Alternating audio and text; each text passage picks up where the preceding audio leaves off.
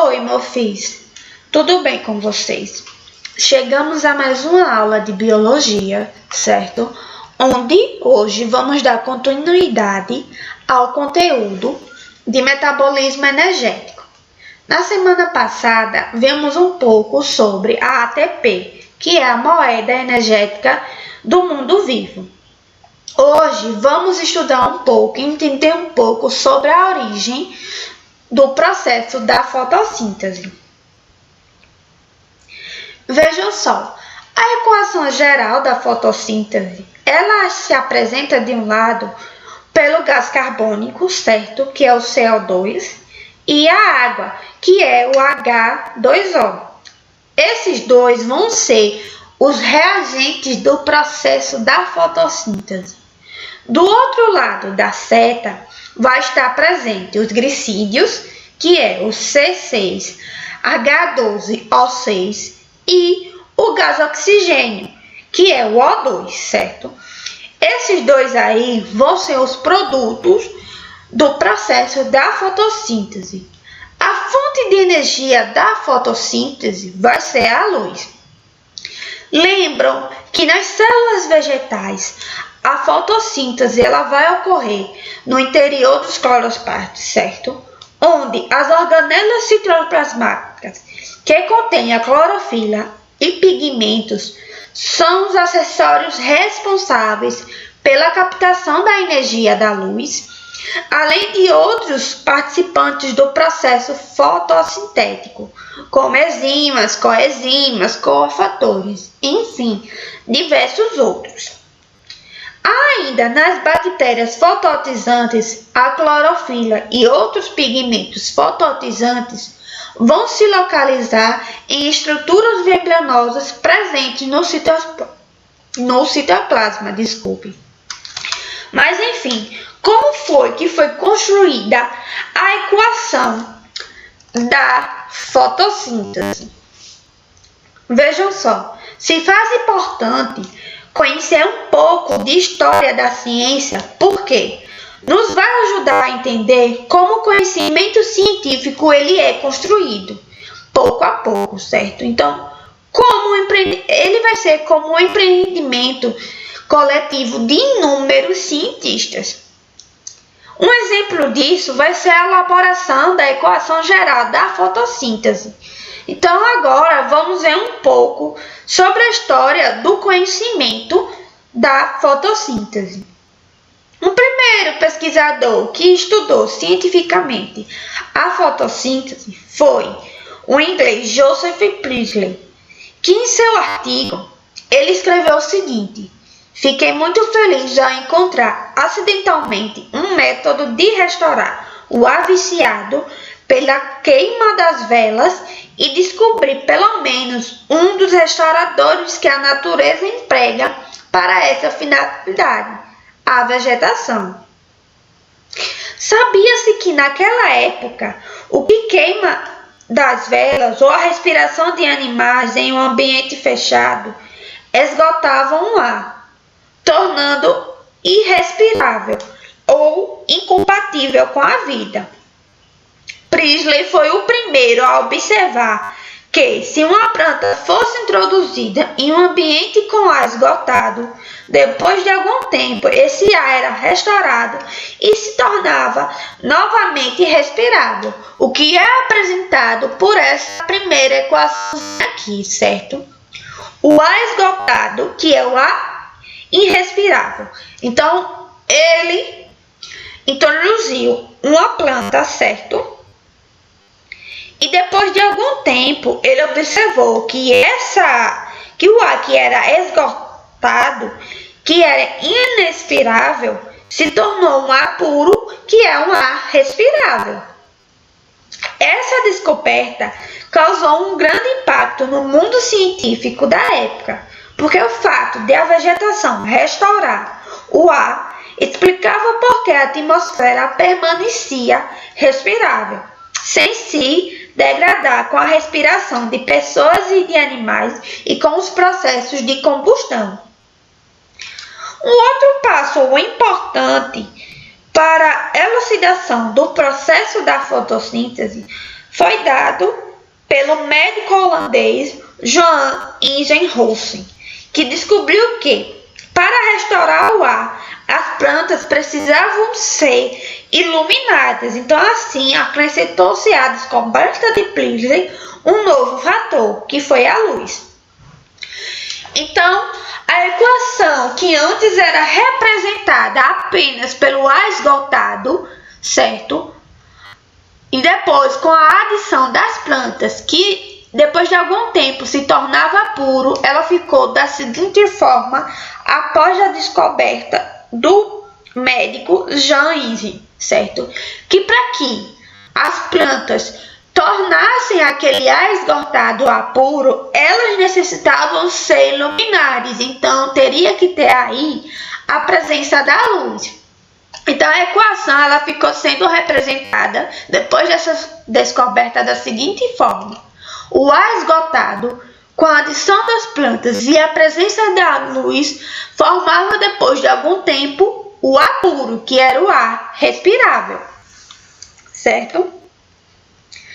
Então vejam só, alguns químicos eles logo descobriram que o ar esgotado pela respiração dos animais continha menos gás oxigênio, que é o O2, e mais gás carbônico, que é o CO2, que é o ar atmosférico, certo? Então as plantas, na presença da luz, invertiam essa situação.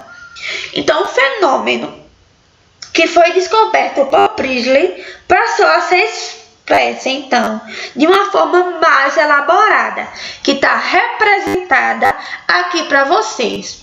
O ar rico em gás carbônico, que é o CO2, na presença das plantas, junto com a luz, se transformava após algum tempo em um ar rico em gás oxigênio, o O2, certo?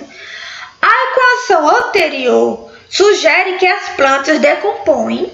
Essa equação que eu citei para vocês, ela vai sugerir que as plantas vão decompor o CO2 e vão liberar oxigênio na forma de O2. Mas onde teria ido parar os átomos de carbono, por exemplo?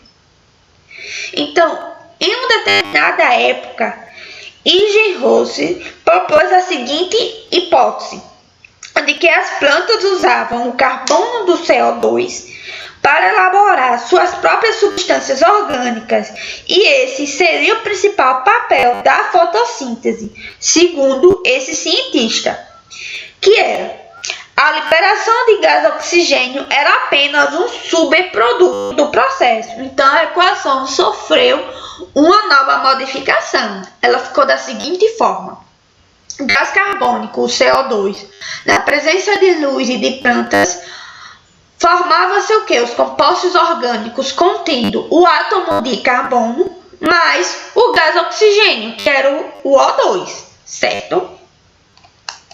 Mas vocês já acham que isso parou por aí? Me desculpem.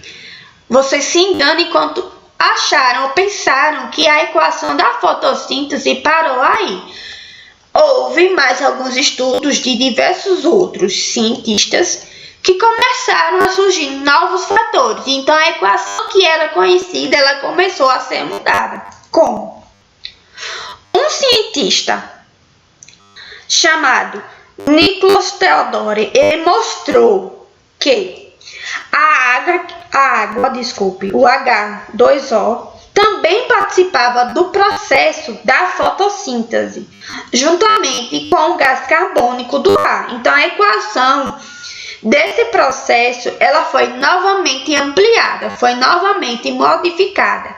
Então ela ficou da seguinte forma: CO2, o gás carbônico, mais a água, na presença de luz e de plantas, formavam os compostos orgânicos contendo os átomos de carbono mais o gás oxigênio, que é o O2.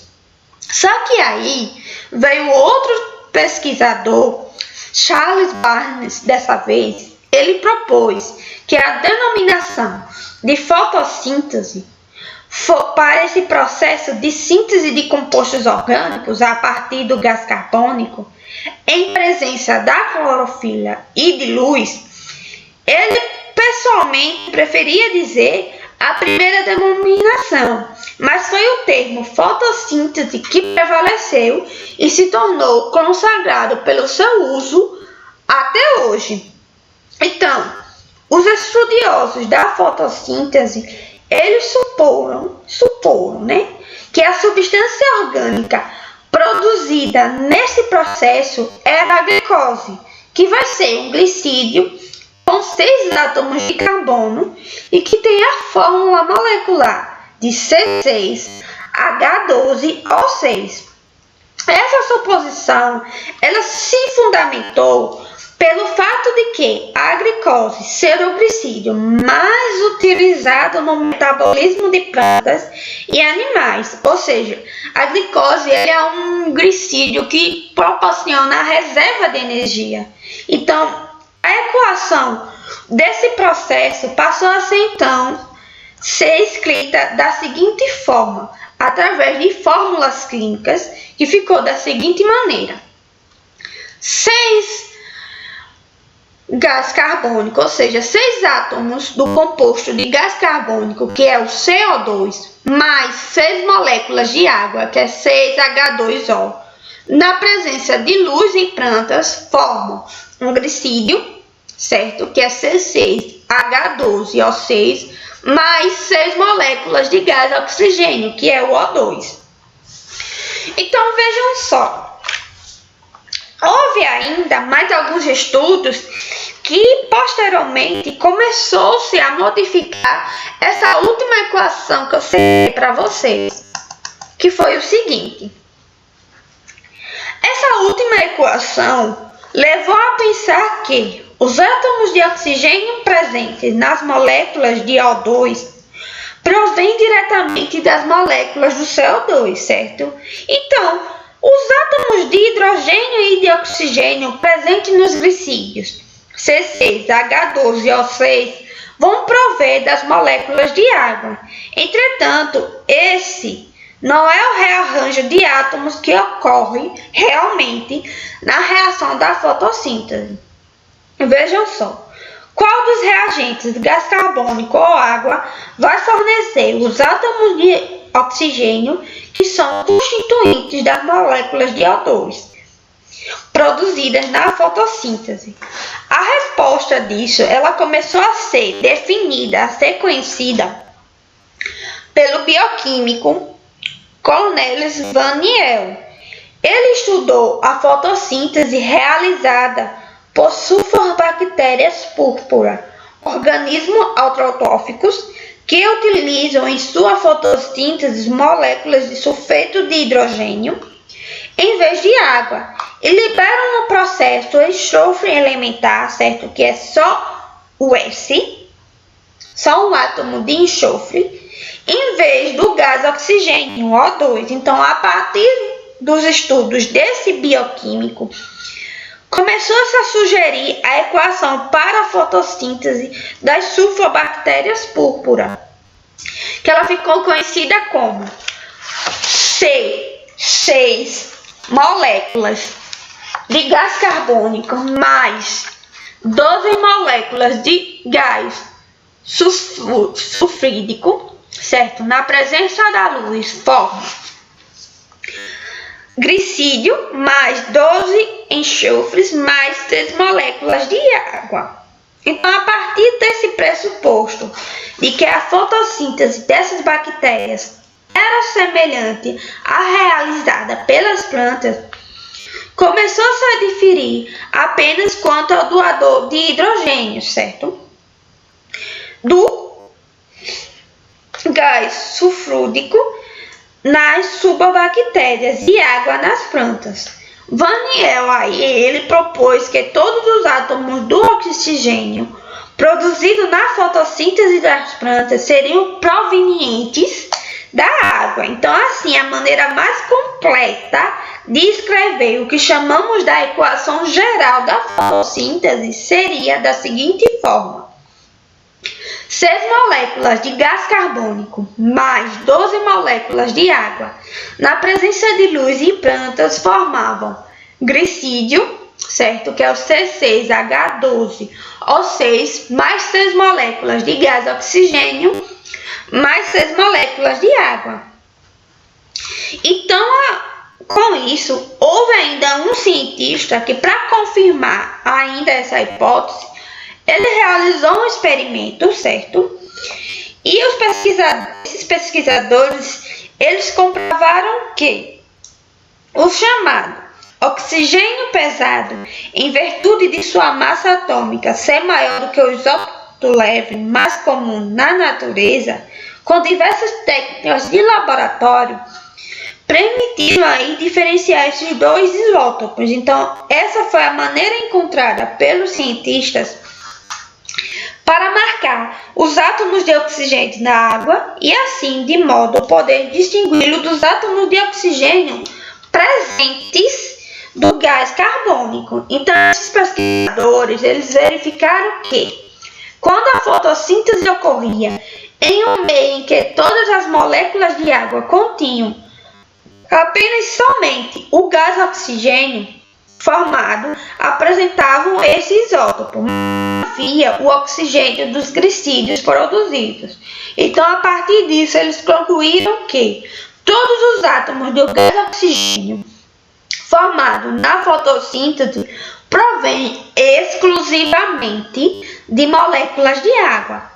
Então, hoje vai ser só. Na próxima aula, vamos ver um pouco sobre a síntese de ATP no cloroplasto, que é a fotofosforilação, certo? Então, obrigado e até a próxima. Bye, bye!